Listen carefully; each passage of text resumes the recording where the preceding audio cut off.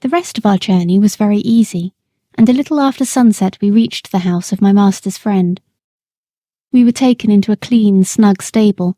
There was a kind coachman who made us very comfortable, and who seemed to think a great deal of James when he heard about the fire. "There is one thing quite clear, young man," he said. "Your horses know who they can trust. It is one of the hardest things in the world to get horses out of a stable when there is either fire or flood. I don't know why they won't come out, but they won't, not 1 in 20. We stopped 2 or 3 days at this place, and then returned home. All went well on the journey. We were glad to be in our own stable again, and John was equally glad to see us. Before he and James left us for the night, James said, "I wonder who is coming in my place."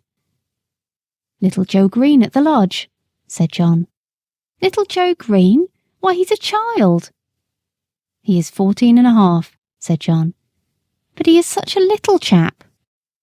"Yes, he is small, but he is quick and willing and kind-hearted too, and then he wishes very much to come, and his father would like it, and I know the master would like to give him the chance.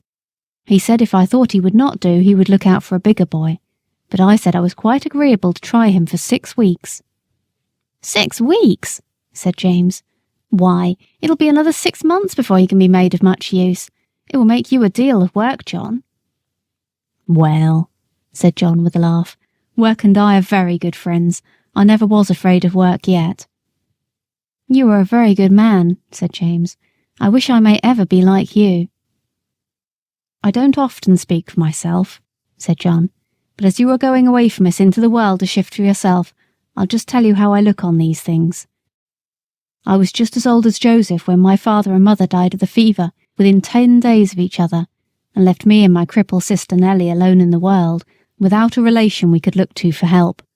I was a farmer's boy, not earning enough to keep myself, much less both of us, and she must have gone to the workhouse, but for our mistress. Nellie calls her angel, and she has good right to do so. She went and hired a room for her with old Willow Mallet, and she gave her knitting and needlework to do when she was able to do it, and when she was ill, she sent her dinners and many nice comfortable things, and was like a mother to her. Then the master, he took me into the stable under old Norman, the coachman that was then. I had my food at the house and my bed in the loft, and a suit of clothes and 3 shillings a week so that I could help Nellie. Then there was Norman. He might have turned around and said at his age he could not be troubled with a raw boy from the plough-tail, but he was like a father to me, and took no end of pains with me. When the old man died, some years after, I stepped into his place, and now of course I have top wages, and can lay by for a rainy day or a sunny day as it may happen, and Nellie is as happy as a bird. So you see, James, I am not the man that should turn up his nose at a little boy, and vex a good, kind master. No, no, I shall miss you very much, James, but we shall pull through, and there's nothing like doing a kindness when 'tis put in your way, and I am glad I can do it." "Then," said James, "you don't hold with that saying, everybody look after himself and take care of number 1? "No, indeed," said John. "Where should I and Nellie be if master and mistress and old Norman had only taken care of number 1? Why, she in the workhouse and I hoeing turnips. Where would Black Beauty and Ginger be if you had only thought of number 1? Why, roasted to death.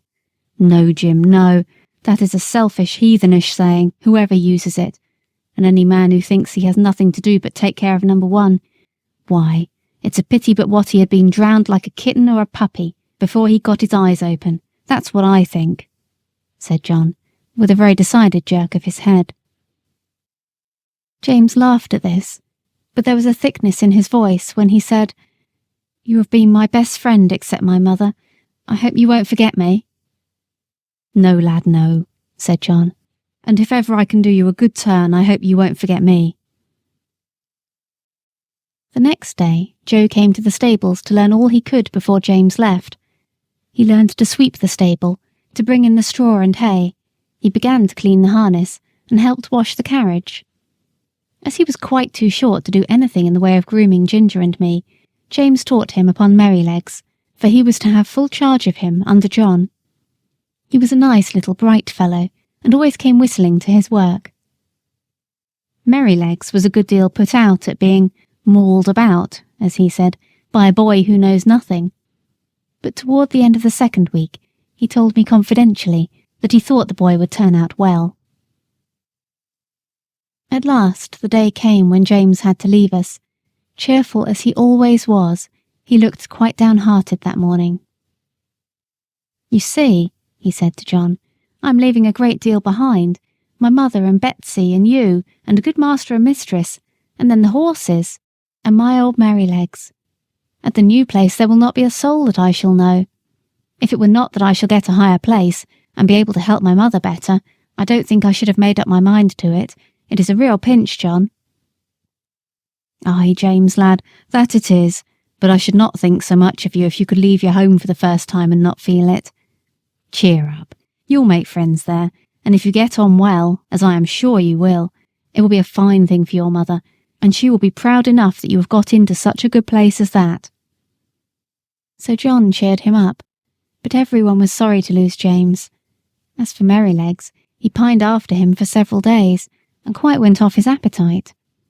So John took him out several mornings with a leading rein, when he exercised me, and, trotting and galloping by my side, got up the little fellow's spirits again, and he was soon all right.